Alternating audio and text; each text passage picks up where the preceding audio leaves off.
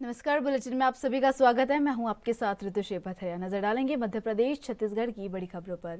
मुख्यमंत्री भूपेश बघेल आज कोंडागांव के लिए रवाना होने से पहले मीडिया से मुखातिब हुए। इस दौरान मीडिया से कई विषयों पर उन्होंने बातचीत की। रवाना होने से पहले सीएम बघेल ने कहा कि कोंडागांव में सामाजिक कार्यक्रम में शामिल होने जा रहा हूं। वहीं बीजेपी की सोशल इंजीनियरिंग के सवाल पर सीएम बघेल ने कहा कि लोगों को यह बताने के लिए बीजेपी में लोग आ रहे हैं। जैसे जैसे अनुज शर्मा है, वो पहले से ही बीजेपी के लिए काम करते रहे हैं। बीजेपी के केंद्रीय नेतृत्व के छत्तीसगढ़ के दौरे को लेकर मुख्यमंत्री ने कहा कि मैं जब बस्तर गया था तब कहा जा रहा था कि प्रधानमंत्री आने वाले हैं। यहाँ आया तो पता चला कि केंद्रीय गृह मंत्री आ रहे हैं।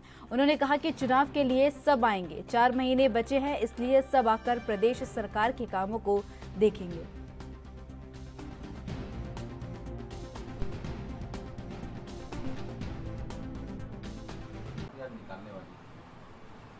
15 साल वाली बहुत लंबी लिस्ट है। यदि कोई छूट जाए तो हम रोक दे देंगे। सर, आप लोग आर्थिक सर्वेक्षण करा रहे हैं, केंद्र सरकार जो है डिजिटल जनगणना शुरू करने वाली है। मतलब कुल मिला के एक ही जनगणना नहीं होगी, दूसरा आर्थिक सर्वेक्षण नहीं होगा, योजनाएं बनेगी कैसे? भाई खड़गे जी, राहुल जी लगातार ये मांग कर रहे हैं। दूसरे ही पक्ष नड्डा जी को भारतीय जनता पार्टी खुद गंभीरता से नहीं लेती।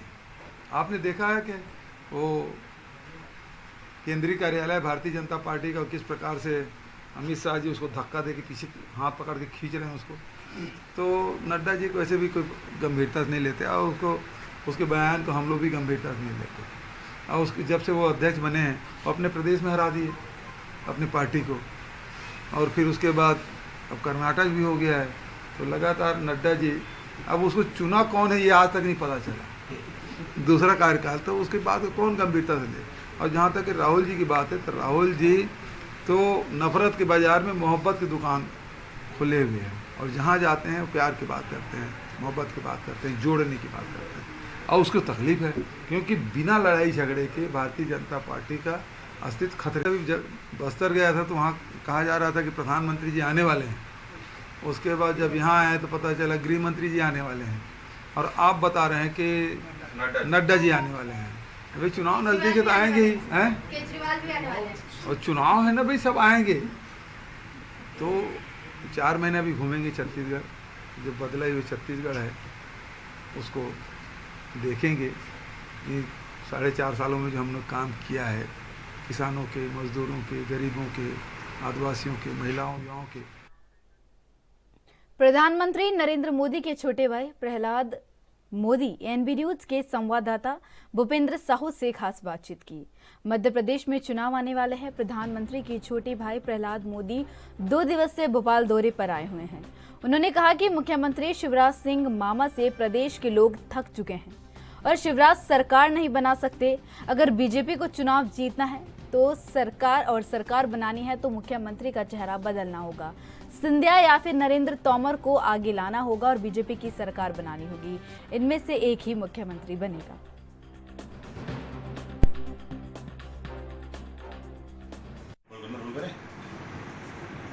नमस्कार मित्रों, मैं भूपेंद्र साहू ग्वालियर से, और इस समय हम भोपाल में हैं। हमारे साथ माननीय प्रधानमंत्री देश के गौरव नरेंद्र भाई मोदी जी के छोटे भाई हमारे साथ में हैं।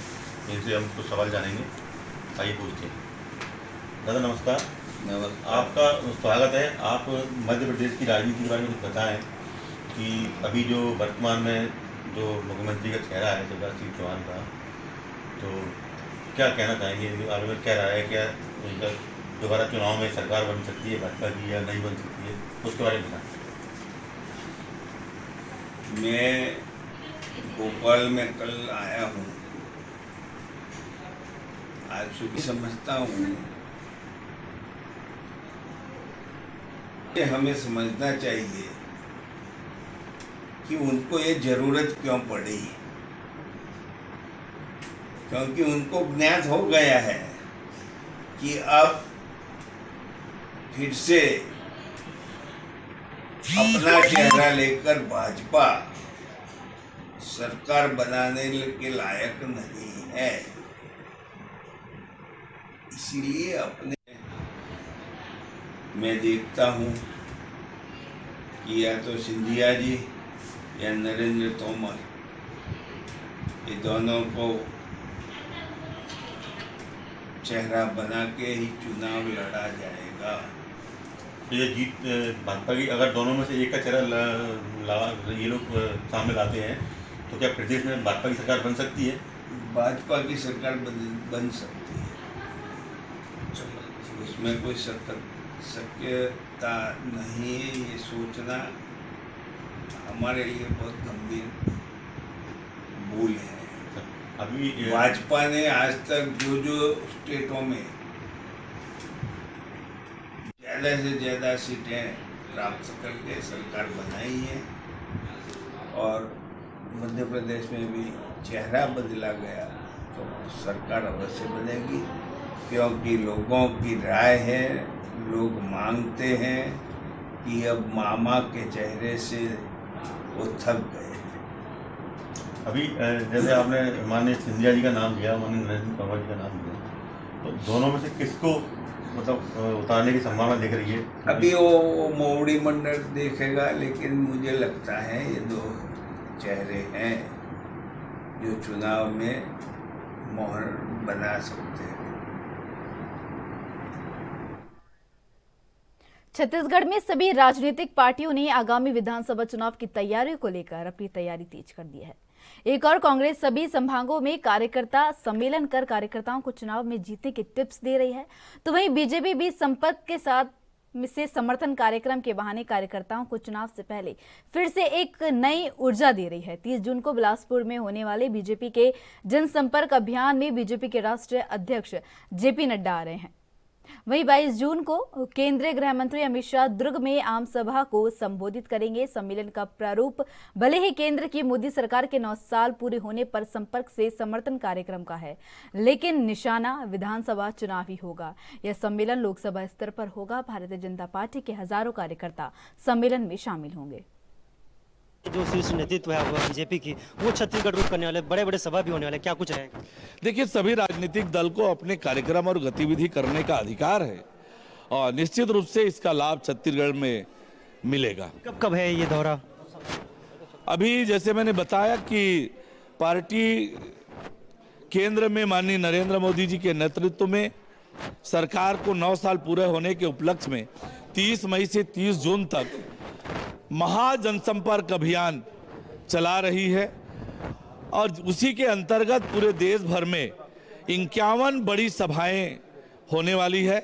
उसमें से 2 सभा छत्तीसगढ़ को प्राप्त हुई है। 22 जून को आदरणीय अमित शाह जी की सभा दुर्ग में होगी और 30 जून को पार्टी के राष्ट्रीय अध्यक्ष आदरणीय जगत प्रकाश नड्डा जी की आम सभा होगी।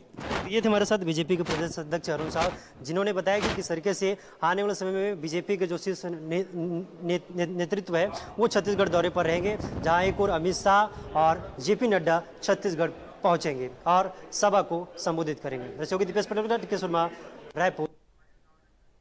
छत्तीसगढ़ के जांजगीर चांपा से बलौदाबाजार रायपुर को जोड़ने वाला सबरी सेतु पुल जगह जगह से जर्जर पुल बनता जा रहा है। पुल को लगभग 27 साल हो चुके हैं। इस दौरान कई सरकारें आई और कई गई, लेकिन किसी ने अब तक पुल पर कोई ध्यान नहीं दिया। पुल पुराना होने की वजह से कई जगह से पुल से सरिया बाहर निकल चुका है, जिसकी वजह से आए दिन पुल पर एक्सीडेंट देखने को मिलते हैं।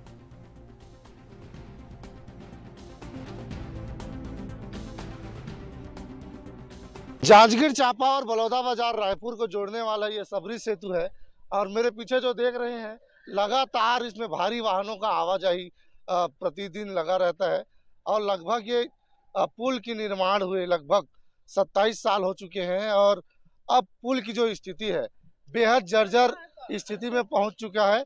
और ये देख सकते हैं कैमरामैन, मैं कहूँगा जगह जगह से आपको सरिया दिखाई देगा, और जगह जगह से ज्वाइंट जो है वो फट चुके हैं।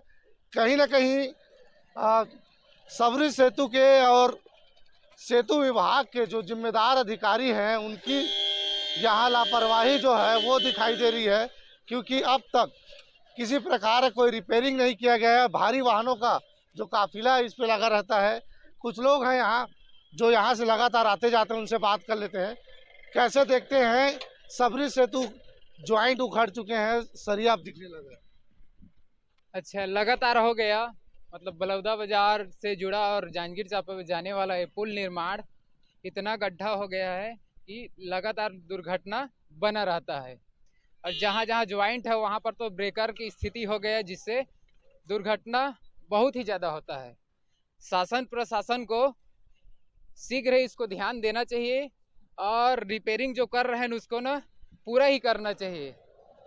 बहुत समय, लंबे समय हो गया जैसे देख रहे हैं, अब तक ना रिपेयरिंग हुआ है। आए दिन दुर्घटना देखने को मिलती है, एक्सीडेंट होते रहते हैं। क्या कहना चाहेंगे उच्च अधिकारी जो इस खबर को देख रहे हैं? मैं उच्च अधिकारियों को ये सूचना देना चाहता हूँ कि भाई पब्लिक के सुरक्षा के लिए बनाए गए हैं, उसको ध्यान देना चाहिए और शीघ्र से शीघ्र इसको रिपेयरिंग करके जो भारी गड्ढा है और दुर्घटना से बचना चाहिए। तो आप देख सकते हैं ये भारी वाहन चलने से पुल लिज भी रहा है और लगातार इसकी शिकायत जो है उच्च अधिकारियों को दी जाती है। उसके बाद भी पुल की लेयर उखड़ चुके हैं, सरिया दिखने लगा है, ज्वाइंट से अब ओवरब्रिज जैसे ब्रेकर बन चुके हैं। कहीं ना कहीं जिम्मेदार अधिकारी और जनप्रतिनिधियों को इस और ध्यान देना चाहिए और जल्द से जल्द इसका सबरी सेतु का रिपेयर करना चाहिए। Dhanveer Jaire, NV news, Janjgir Champa, Chhattisgarh. MP के बालाघाट में मुख्यमंत्री शिवराज सिंह चौहान ने कहा कि आज बालाघाट में लाडली बहना सम्मेलन संपन्न हुआ है। 3 लाख से ज्यादा बहनें इस योजना के अंतर्गत आई हैं और बहनों की योजना का गांव में क्रियान्वयन ठीक हो। साथ ही उन्होंने क्या कुछ कहा, सुनिए। बेटी बोझ इसलिए कि शादी में दहेज देना पड़ेगा, और इसलिए हमने तय किया मुख्यमंत्री कन्या विवाह योजना।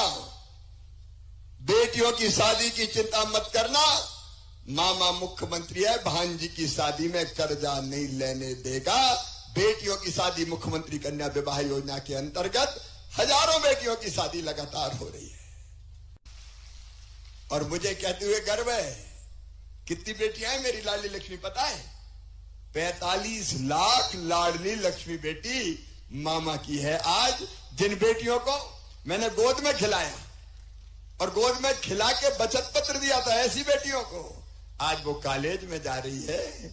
और जब वो प्रेम से मामा मामा कहती है तो मुझे लगता है शिवराज तेरी जिंदगी सफल हो गई, तेरी जिंदगी सफल हो गई। ये बेटियां कॉलेज में जाएगी तो 12,500 रुपया और देंगे, कॉलेज पास करेगी तो 12,500 देंगे, और अगर इनका एडमिशन मेडिकल इंजीनियरिंग कॉलेज में भी होगा तो फीस चाहे कितनी भी हो, उनकी फीस मम्मी पापा नहीं भरवाएंगे।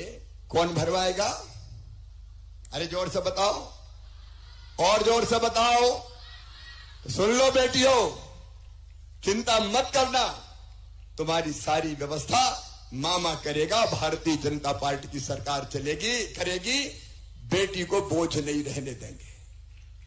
और आज इसका परिणाम है बालाघाट में। मैं आपको बताना चाहता हूं, अब 1000 पुरुष पे 976 महिलाएं हो गई है। बेटियों की संख्या लगातार बढ़ती जा रही है, और जब तक 1000 बेटों पे 1000 बेटियां नहीं होगी, हम चैन की सांस नहीं लेंगे, हम आराम से नहीं बैठेंगे। आज बालाघाट में लाडली बहना सम्मेलन संपन्न हुआ। 3 लाख से ज्यादा बहनें इस योजना के अंतर्गत आई है, और बहनों की योजनाओं का गांव में क्रियान्वयन ठीक हो, केवल लाडली बहना नहीं, लाडली लक्ष्मी हो, मुख्यमंत्री कन्या विवाह हो, अन्य योजनाएं हो, उसके लिए हमने बहनों की टीम बनाने का फैसला किया है, जो इन योजनाओं के क्रियान्वयन का काम देखेगी। और हर गांव में 11 बहनों की लाडली बहना सेना बनेगी, बड़े गांव में 21 लोगों की बहनों की बनेगी। इन कामों का क्रियान्वयन बहनों के हाथ में ही देके बहनों के सशक्तिकरण का। फिलहाल वक्त है छोटे से ब्रेक का। ब्रेक के बाद फिर नजर डालेंगे खबरों पर।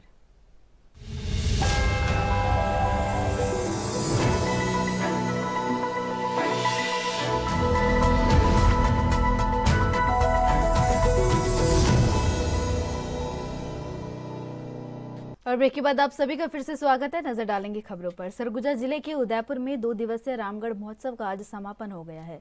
इस कार्यक्रम का शुभारंभ प्रदेश के खाद्य एवं संस्कृति मंत्री अमरजीत भगत ने दीप प्रज्वलित कर किया। इस दौरान कांग्रेस के पदाधिकारी, कार्यकर्ताओं सहित जिला प्रशासन व ग्रामीण जन मौजूद रहे। दरअसल रामगढ़ महोत्सव विगत कई दशकों से आयोजित किया जाता रहा है। ये वही रामगढ़ है जहां महाकवि कालिदास ने मेघदूत की रचना की थी। इस कार्यक्रम का आयोजन जिला प्रशासन के द्वारा आषाढ़ के प्रथम दिवस के दिन भव्य तरीके से किया जाता है। इधर प्रदेश के खाद्य मंत्री अमरजीत भगत ने कहा कि मर्यादा पुरुषोत्तम राम जिन रास्तों से गुजरे थे, उन जगहों को प्रदेश सरकार सहेजने और संवारने का कार्य कर रही है और माता कौशल्या का चंदखुरी में भव्य मंदिर भी बनाया गया है। इस कार्यक्रम के माध्यम से शोधकर्ताओं और कवियों को भी सम्मानित किया गया। रंगारंग कार्यक्रम का आयोजन किया गया।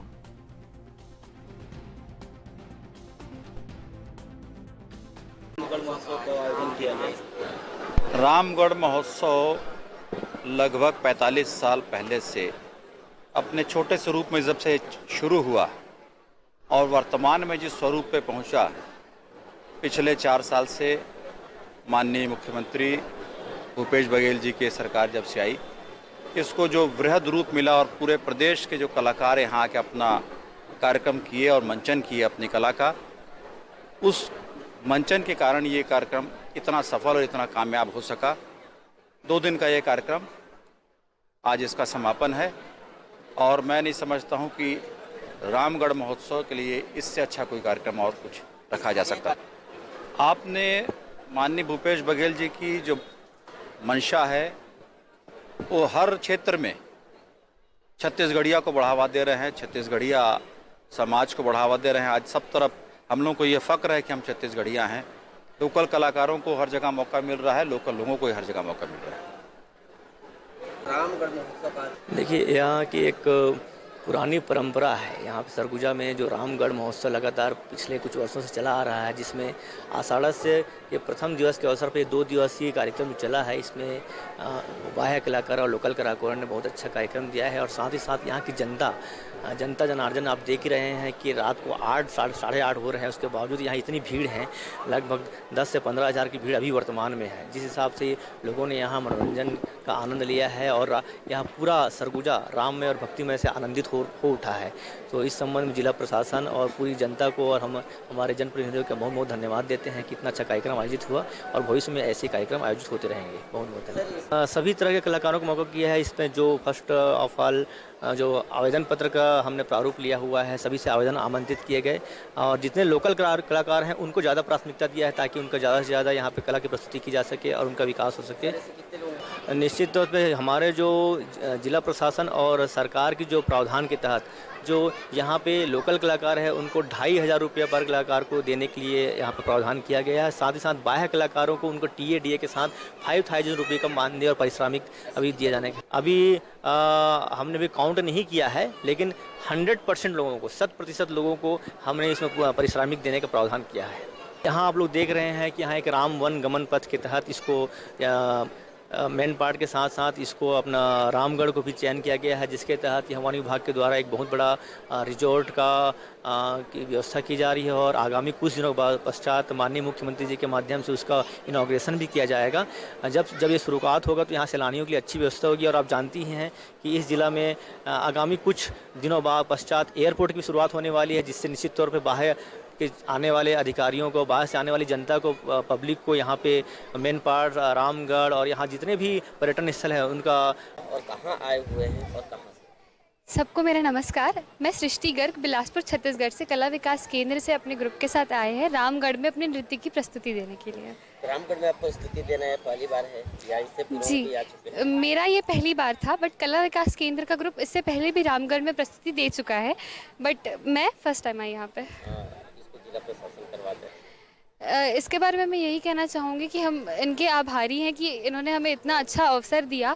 राम जी के रामगढ़ जैसे इनका इस जगह का नाम है, वहाँ पे हमें राम जी के पूरी रामायण को प्रस्तुत करने का हमें मौका मिला, उसके लिए मैं धन्यवाद कहना चाहूँगी।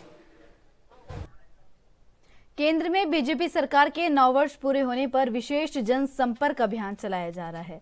केंद्रीय मंत्री गिरिराज सिंह 8 जून को बस्तर आएंगे। केंद्र में भारतीय जनता पार्टी की सरकार के 9 वर्ष पूरे होने पर बीजेपी के द्वारा विशेष जनसंपर्क अभियान कार्यक्रम का आयोजन किया जा रहा है। कार्यक्रम का आयोजन कर भारतीय जनता पार्टी केंद्र सरकार द्वारा किए गए विभिन्न कार्यों को आम लोगों तक प्रचार प्रसार के माध्यम से पहुंचाने में लगी हुई है।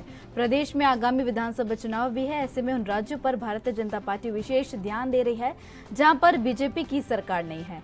30 जून तक भारतीय जनता पार्टी का ये विशेष अभियान चलेगा। बस्तर में इस अभियान के तहत केंद्रीय मंत्री गिरिराज सिंह दौरा करेंगे। 8 जून गुरुवार को केंद्रीय मंत्री जगदलपुर पहुंचेंगे। यहाँ जनसभा का भी आयोजन किया जाएगा।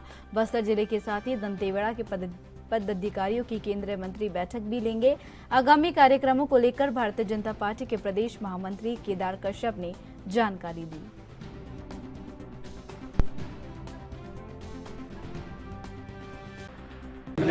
देखिए, माननीय मोदी जी के केंद्र में 9 वर्ष पूरे होने जा रहे हैं और ये जो 9 वर्ष है ये ऐतिहासिक 9 वर्ष है और जिन योजनाओं को माननीय मोदी जी ने मूर्त रूप दिया है आज उसकी सराहना पूरा देश करता है, पूरा विश्व स्तर पर होती है।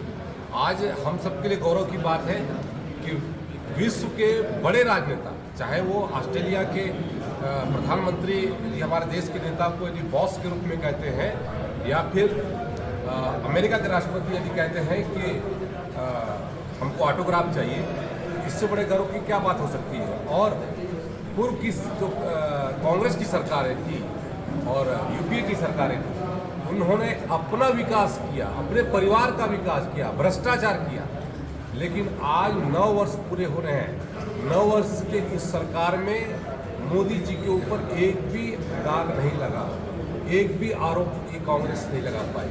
सरकार ने पूरे पारदर्शिता के साथ सारी योजनाओं को निचले स्तर पर जमीन पर उतारने का काम किया, चाहे वो प्रधानमंत्री आवास हो, चाहे जल जीवन मिशन हो, चाहे प्रधानमंत्री सड़क हो, चाहे विद्युतीकरण का मामला हो, चावल अन्नपूर्णा गरीब कल्याण अन्न योजना का हो, सारी योजनाएं आज मोदी जी ने निचले स्तर पर लागू करवाई है। हम उसके लिए धन्यवाद ज्ञापित करते हैं। कोरोना की इस महामारी के दौरान भी मोदी जी जिस तरीके से जुटे थे और उन्होंने पूरे देश को 1 साल के भीतर में वैक्सीनेशन कर दिया, ये भी हमारे लिए पड़ेगा। छत्तीसगढ़ के पूर्व मुख्यमंत्री और बीजेपी के राष्ट्रीय उपाध्यक्ष डॉक्टर रमन सिंह आज अपने 1 दिवसीय प्रवास पर राजनांदगांव जिले के धर्मनगरी डोंगरगढ़ के दौरे पर थे, जहां वे आरएसएस के 2य वर्ष के प्रशिक्षण शिविर में आज अंतिम दिन शामिल हुए। वहीं मीडिया से चर्चा करते हुए पूर्व मुख्यमंत्री रमन सिंह ने भूपेश बघेल के बयान पर पलटवार करते हुए कहा कि जिस प्रकार की विभाजन की स्थिति छत्तीसगढ़ में बनी हुई है, ये भूपेश बघेल की नीतियों की वजह से विभाजन की स्थिति बनी हुई है। इसकी शुरुआत कांग्रेस ने ही की थी। इस प्रकार की बात उनके मुंह से अच्छी नहीं लगती।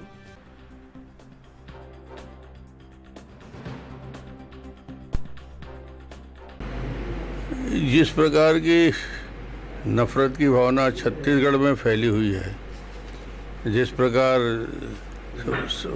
आज समाज में भूपेश बघेल के नीतियों की वजह से विभाजन की स्थिति है और विभाजन की शुरुआत कांग्रेस ने ही की थी। ये नफरत की दुकान और की खोलने की बात और बंद करने की बात राहुल गांधी के मुंह से तो अच्छा नहीं लगता। शराबबंदी निश्चित रूप से हम लोगों ने पहले भी पिछले चुनाव में जब सरकार में हम थे तो हम लोगों ने इस बात का वादा किया था कि क्रमिक शराबबंदी की ओर हम जाएंगे और उसी को लेकर हमने शुरुआत किया। 500 की आबादी वाला, फिर 1000 की आबादी वाला, फिर 1500 की आबादी वाला, फिर 2000 की आबादी। इन 2000 तक के आबादी वाले गाँव में शराब को पूर्णतः प्रतिबंधित किया गया, तो पूरे गाँव में शांति आ गई, व्यवस्था बन गया। इसको हम धीरे धीरे बढ़ा रहे थे, मगर आज तो घर पहुंच सेवा शुरू हो गया। मेरे साथ छत्तीसगढ़ मध्य प्रदेश की बड़ी खबरों में बस इतना ही। देश विदेश की तमाम बड़ी खबरों के लिए देखते रहिए ANB न्यूज़। नमस्कार।